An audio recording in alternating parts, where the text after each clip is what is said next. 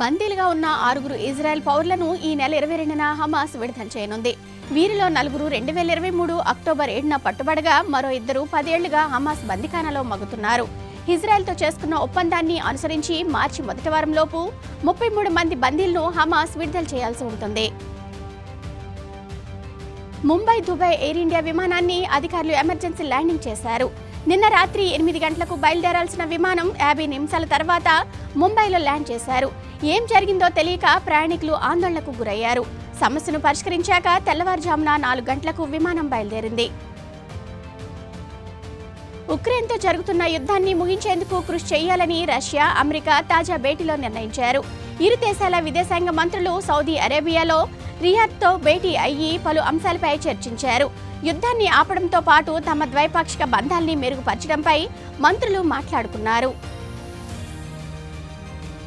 మహిళల్లో క్యాన్సర్ను నివారించేందుకు ఉపయోగపడే టీకాను మరో 6 నెలల్లో అందుబాటులోకి తీసుకొస్తామని కేంద్ర వైద్య ఆరోగ్య శాఖ సహాయ మంత్రి ప్రతాప్ రావ్ జాదవ్ తెలిపారు.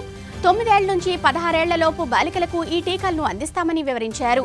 రొమ్ము, నోరు, గర్భాశయ క్యాన్సర్లను ఈ టీకా నియంత్రిస్తుందని, ప్రస్తుతం ప్రయోగాలు జరుగుతున్నాయని చెప్పారు. కేంద్ర ప్రధాన ఎన్నికల కమిషనర్గా నియమితులైన జ్ఞానేష్ కుమార్ బుధవారం బాధ్యతలు స్వీకరించారు. కాగా నిన్నటితో రాజీవ్ కుమార్ పదవీకాలం ముగిసిన సంగతి తెలిసిందే. అయితే జ్ఞానేశ్వర్ కుమార్ నియామకానికి కేంద్రం ప్రతిపాదించగా రాహుల్ గాంధీ వ్యతిరేకించారు. కేంద్ర ఎన్నికల కమిషనర్ల నియామక నిబంధనల మార్పుపై దాఖలైన పిటిషన్లను సుప్రీంకోర్టు నేడు విచారించనుంది. గతంలో సీజేఐ ప్రధాని, ప్రతిపక్ష నేత సభ్యులుగా ఉండే ప్యానెల్ సిఈసి, ఈసీలను నియమించేది. ఇందులో నుంచి సీజేఐని తొలగిస్తూ ఒక కేంద్ర మంత్రిని చేరుస్తూ ఎన్డీఏ ప్రభుత్వం చట్టం తీసుకొచ్చింది. ఈ చట్టంపై నేడు విచారణ జరగనుంది. కేరళ మలప్పురంలోని ఆరికోడ్లో ఓ ఫుట్బాల్ మ్యాచ్ సందర్భంగా నిర్వహించిన బాణసంచా పేలుళ్లో అపశృతి చోటు చేసుకుంది.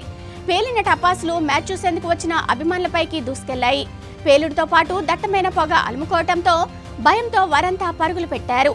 ఈ ఘటనలో పదుల సంఖ్యలో జనం గాయపడ్డారు. అబద్ధాలు చెప్తున్న కాంగ్రెస్ పార్టీకి రేవంత్ కు జరిమానా వేయాలని కేటీఆర్ అన్నారు. సింగపూర్ పార్లమెంట్లో 2 అబద్ధాలు చెప్పినా ఫైన్ వేశారని ఓ ఆర్టికల్ ను కేటీఆర్ ఎక్స్ లో పోస్ట్ చేశారు. 420 అబద్ధాలు చెప్తున్న కాంగ్రెస్ పార్టీకి రేవంత్ రెడ్డికి 4.20 లక్షల కోట్ల జరిమానా వేసినా తప్పు లేదని అన్నారు. ఛత్రపతి శివాజీ మహారాజ్ జయంతి సందర్భంగా ప్రధాని మోదీ నివాళులర్పించారు. ఆయన శౌర్యం, దార్శనికత స్వరాజ్య స్థాపనకు పునాది వేసిందని గుర్తు చేశారు. భారత్ను మరింత దృఢంగా తీర్చిదిద్దేందుకు ఎల్లవేళలా శివాజీ మహారాజ్ మనకి స్ఫూర్తిగా నిలుస్తారని కొనియాడారు. ఈ సందర్భంగా ప్రత్యేక వీడియోను మోదీ ట్విట్టర్లో పోస్ట్ చేశారు. త్వరలో అసెంబ్లీలో పూర్తిస్థాయి బడ్జెట్ను ఏపీ ప్రభుత్వం ప్రవేశపెట్టనుంది. దానికి సంబంధించిన కసరత్తును సీఎం చంద్రబాబు దాదాపు పూర్తి చేసినట్లు తెలుస్తోంది. గత ఏడాదితో పోలిస్తే ఈసారి కేటాయింపులు మరింత పెరుగుతాయని అంచనా. వ్యవసాయం, సాగునీరు, సంక్షేమ శాఖలపై సర్కారు ప్రధానంగా దృష్టి పెట్టనుందని ప్రభుత్వ వర్గాలంటున్నాయి. మొత్తంగా 3 లక్షల కోట్ల మార్కును బడ్జెట్ దాటనుందని సమాచారం. శ్రీశైలంలో బ్రహ్మోత్సవాలు వైభవంగా ప్రారంభమయ్యాయి. ఉదయం 9 గంటలకు యాగశాల ప్రవేశంతో ఉత్సవాలకు అంకురార్పణ చేశారు. వేడుకల్లో భాగంగా అర్జిత సేవలను రద్దు చేశారు. సాధారణ భక్తులకు స్వామి, అమ్మవార్ల అలంకార దర్శనం ఉంటుంది. ఈ నెల 23న సీఎం చంద్రబాబు స్వామివారికి పట్టు వస్త్రాలు సమర్పిస్తారు. వైసీపీ అధినేత వైఎస్ జగన్ గుంటూరులో పర్యటించారు. ఉదయం మిర్చి యార్డుకు చేరుకొని ధరలు లేక నష్టపోయిన రైతులను పరామర్శించి సంఘీభావం తెలిపారు. ప్రభుత్వం మిర్చికి గిట్టుబాటు ధర కల్పించాలని, నష్టపోయిన అన్నదాతలను ఆదుకోవాలని డిమాండ్ చేశారు. అయితే ఎమ్మెల్సీ ఎన్నికల కోడ్ అమల్లో ఉన్న నేపథ్యంలో ఈ పర్యటనకు ఈసీ నుంచి ఎలాంటి స్పందన ఉంటుందన్నది ఆసక్తికరంగా మారింది. ఏపీఎస్ ఆర్టీసీలో కాంట్రాక్ట్ అవుట్సోర్సింగ్ ఉద్యోగులకు 10 లక్షల రూపాయల ప్రమాద బీమా వర్తించనుంది. అద్దె బస్సులు, అవుట్సోర్సింగ్ డ్రైవర్లు, బస్సులో అటెండర్లు, బస్ స్టాండ్లు, గ్యారేజీలు, స్వీపర్లు, గైడ్లు, కౌంటర్లో బస్ టికెట్లు జారీ చేసే సిబ్బందికి ఇది వర్తించనుంది. దీనికి వారిని నియమించుకున్న కాంట్రాక్టర్లో ఒక్కొక్కరికి 499 రూపాయల చొప్పున పోస్టల్ శాఖ అధ్యోదయ శ్రామిక్ సురక్ష యోజన బీమాకు ప్రీమియం చెల్లించాలి.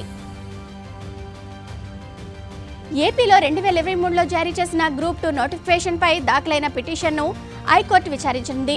మహిళలు, దివ్యాంగులు, మాజీ సైనికులు, క్రీడాకారులకు రిజర్వేషన్ పాయింట్లు ఇచ్చారని ఈ నెల 23న జరిగే మెయిన్స్ పరీక్షను వాయిదా వేయాలని పిటిషనర్ కోరారు. దీనిపై మధ్యంతర ఉత్తర్వులు ఇచ్చేందుకు నిరాకరించిన కోర్టు తీర్పును వాయిదా వేసింది. విజయనగరం జిల్లా రాజాం మండలం రాజయ్యపేట జంక్షన్ వద్ద చెరుకు లోడ్తో వెళ్తున్న లారీ ప్రమాదవశాత్తు బోల్తా పడింది. బాడంగి నుంచి రేగిడి మండలం సంకిలి షుగర్ ఫ్యాక్టరీకి చెరుకు తరలిస్తుండగా ఈ ప్రమాదం చోటు చేసుకుంది. ఆ సమయంలో రోడ్డుపై ఎవరూ లేకపోవడంతో పెను ప్రమాదం తప్పింది.